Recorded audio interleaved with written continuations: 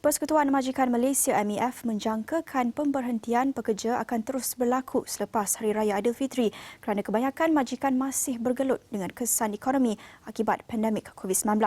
Malah Pengarah Eksekutif MEF Syamsuddin Bardan mendakwa pada masa ini terdapat majikan yang meminjam wang atau menggunakan simpanan bagi membayar gaji pekerja. Bagi mengulas mengenai perkara itu, bersedia menerusi Skype adalah Setiausaha Agung MTUC, J. Solomon. Terima kasih bersama saya di Buletin Awani. Boleh kongsikan apakah benar mengenai ancaman pengangguran ini yang dijangka bertambah selepas sambutan Hari Raya Aidilfitri? Selamat Raya dan selamat tengah hari. MEF jelas mengambil pendirian yang berjangka-jangka. Sebelum ini MEF berdakwa lebih 2 juta pekerja akan diberhentikan selepas Hari Raya. Terbaru badan itu mengugut pula untuk memecat pekerja yang gagal kembali bertugas selepas cuti Hari Raya. Dalam perkara ini, pendirian MTUC adalah jelas. Apa juga tindakan menghentikan pekerja yang dilakukan semasa PKP atau PKB adalah tidak berperi kemanusiaan dan dilakukan hanya untuk menindas pekerja dengan sewenang-wenangnya. Kami juga mensyaki ugutan memecat pekerja dengan menggunakan kegagalan mematuhi PKPB sebagai alasan adalah sebahagian rancangan jahat majikan tertentu untuk mengurangkan tenaga kerja selaras dengan sasaran menghentikan 2 juta pekerja. MTUC telah pun menduga segelintir majikan akan bertindak kejam ke atas pekerja dengan menggunakan COVID-19 sebagai alasan. Justru kami telah mencadangkan kerajaan memperkenalkan peraturan pekerjaan darurat atau Emergency Employment Regulation yang melarang majikan membuang atau memecat pekerja untuk tempoh tertentu. Draft cadangan peraturan penting ini yang boleh digubal dengan kuasa-kuasa menteri yang sedia ada masih belum diambil tindakan oleh Kementerian Sumber Manusia.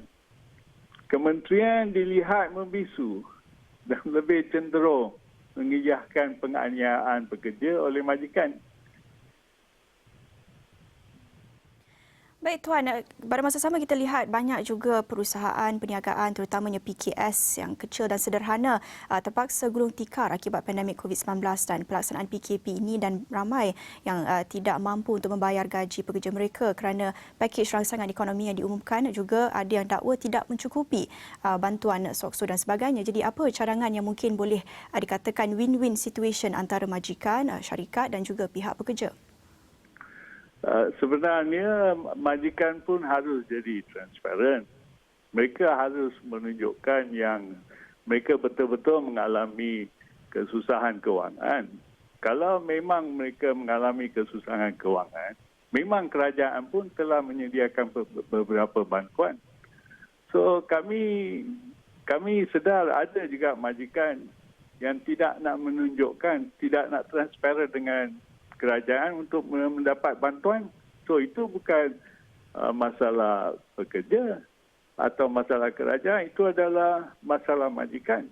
So sepatutnya majikan harus transparan dapatan keuntungan mereka selama ini. Baik, pandangan Tuan sendiri. Mereka yang sebenar. Maaf Tuan, pandangan Tuan sendiri, sektor mana agaknya yang paling banyak berisiko berdepan dengan ancaman pengangguran? Sebelum ini kita lihat mungkin sebagai contoh sektor pelancongan antara yang paling berisiko. Apa pandangan Tuan sendiri? Ya, ramai yang turut terjejas adalah juga pekerja dalam industri perhotelan dan syarikat pelancongan. Jabatan Statistik menyatakan golongan paling terjejas adalah mereka yang bekerja sendiri atau dikenali sebagai self-employed. Golongan itu hampir 46.6%. Dan servis sektor pula hampir 15%.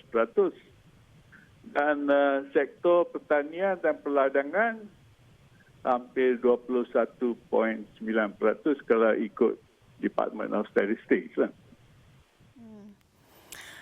Baik Tuan, dan apa jenis perlindungan yang boleh pekerja dapatkan sekiranya mereka berdepan dengan risiko pengangguran ataupun dipaksa mengambil cuti tanpa gaji dan sebagainya? Apa perlindungan ataupun sokongan yang mereka boleh dapatkan?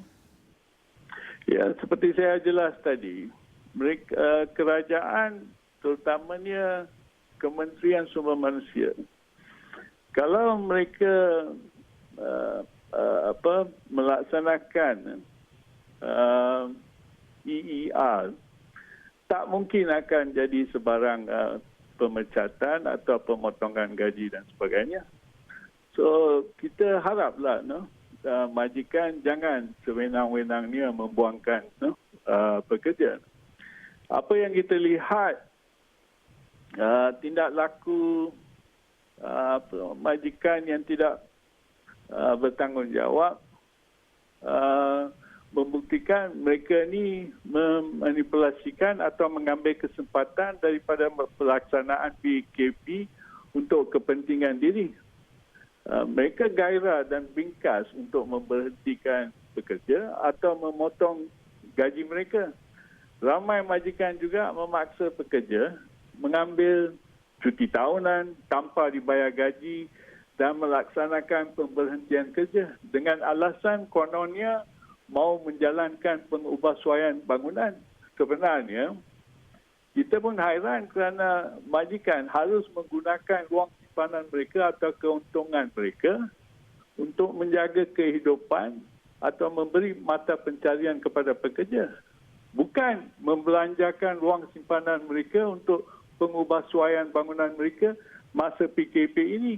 Ini adalah satu perkara yang kurang sihat dan tidak bertanggungjawab daripada majikan. Baik, terima kasih untuk perkongsian itu. Setiausaha Agung MTUCJ Solomon bercakap tentang risiko pengangguran pasca sambutan Hari Raya Aidilfitri.